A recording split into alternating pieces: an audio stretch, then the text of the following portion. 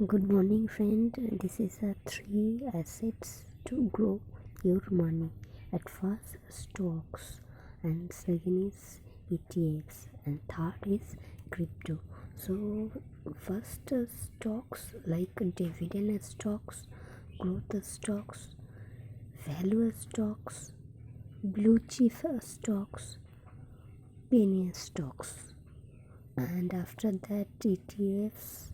Country ETF, bond ETF, sector ETF, global ETF, commodity.